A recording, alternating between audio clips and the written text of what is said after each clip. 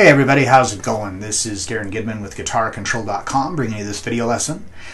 Today I want to talk about slash chords. No, I don't mean chords that Slash plays.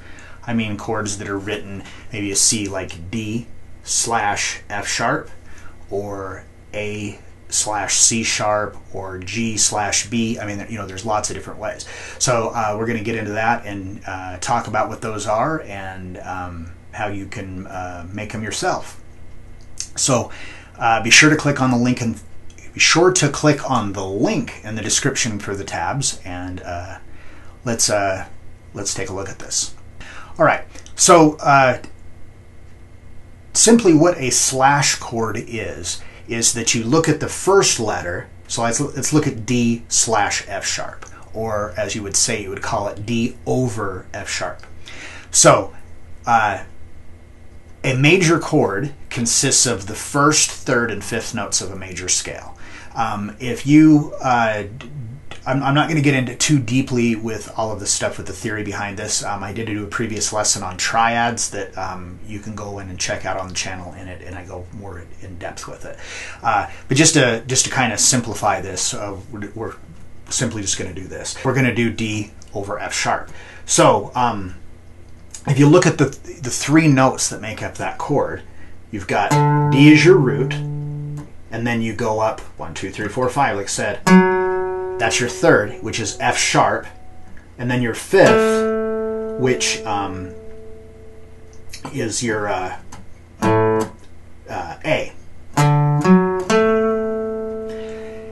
Now, the lowest note when we play this open D major chord that, you know, I'm sure you already know, fourth string open, second fret of the third string, third fret of the second string, and second fret of the first string. Now, if we want to make the, let's say we want to make the fifth be the lowest note. All you have to do is just strum the fifth string also. So here's D, 4, 3, 2, 1. But if we put the fifth string in there, now we're making the lowest note in A. Pretty simple, right? Well, if you want to make the third, which is your F sharp, you have an F sharp right here on the second fret of the sixth string.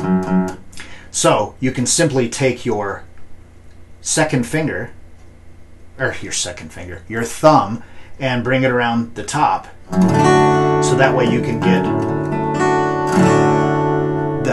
the F sharp on the sixth string, and you've still got that A on the the fifth string open, and then your regular chord. So now you're getting all three of the notes, but you're playing all six strings. Now it kind of tricks your ear into thinking that it's hearing something that it's not by changing the bass note, and it just gives it a nice thick full sound. If you're gonna do this and use your thumb, when you're playing the chord, you're going to have to bring your thumb up around the top like this. Now, you don't want to stick the palm of your hand against the back of the guitar and go up like that. It's not good. It's not good technique. It's just going to cause you problems. So you always want to try to keep your wrist just a little bit bent. Now, when I'm doing this, my arm is pretty straight because of bringing my thumb up. You know, like I've said before, I've got short fingers, so. Now, some other voicings that we can look at is that if you take an A major chord, and in this case your third is a C sharp. So we're going to take this A, and instead of playing our root note as the A here, the fifth string open, I'm going to bring my third finger up and I'm going to play the fourth fret, which is a C sharp.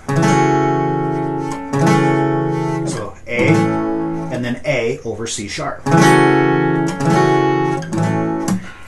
Again, just gives it this, an alternative sound. It kind of tricks your ear into thinking that it's hearing something that it's not, because it hears that C sharp as the low note. So it thinks it's hearing some sort of a variation of a C sharp chord.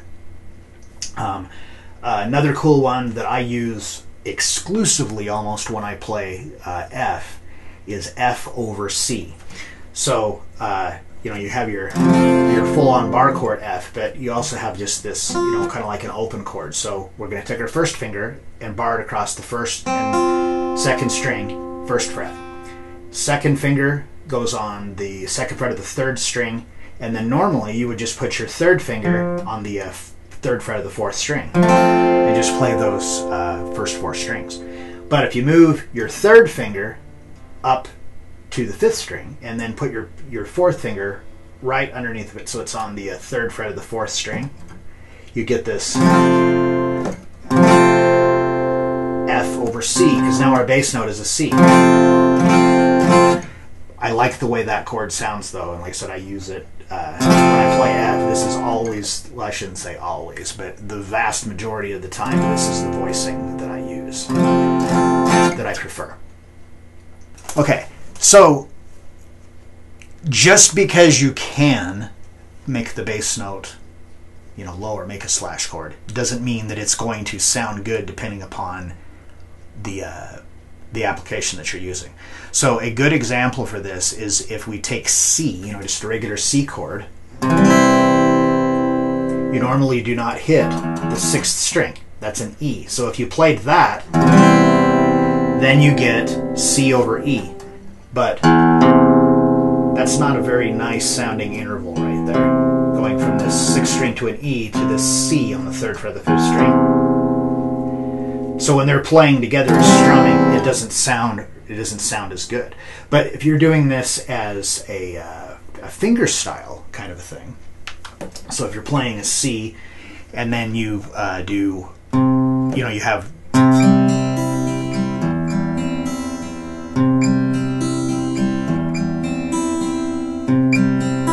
so I'm playing on this finger style arrangement, I'm using my thumb to play the fifth string, which is your C, it's your root note. And then I alternate and play the open sixth string, which is your E. So in a finger style arrangement of, you know, of these chords, when you're playing the notes separately, you're like arpeggiating the chord,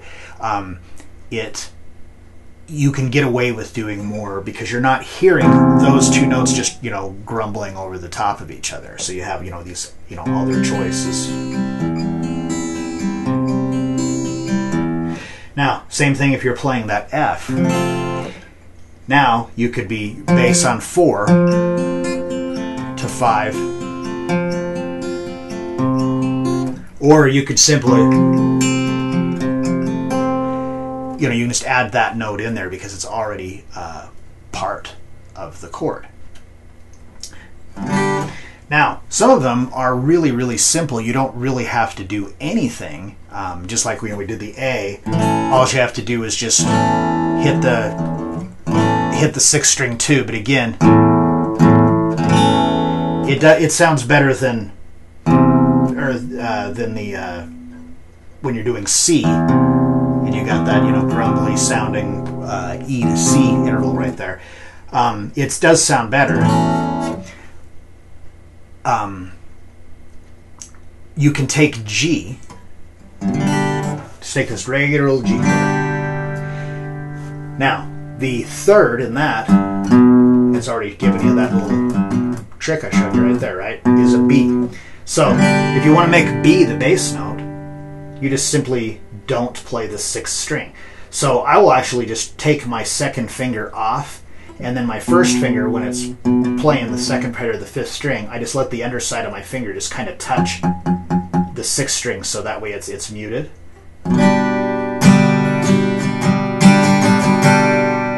Now instead of,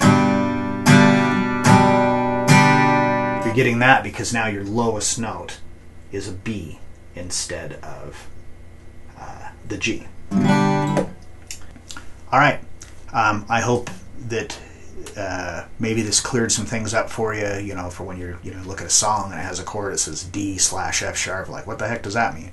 I remember for a long time, I never knew what it was. You know, it was never explained to me by any of the guitar lessons that I were in until way later on, and I just thought it was really confusing too when I first heard it. It seemed like it took me a long time to get my head wrapped around this idea, but it just doesn't seem like it's that hard of a concept. But I was a slow learner. I'm a testament to practice. So if you're just starting out with this and any of this kind of stuff is confusing, just hang in there. Check through the channel. There's lessons on so many different things. As whether you're a beginner, or more intermediate, more advanced player, there's a lot of different lessons that are on there.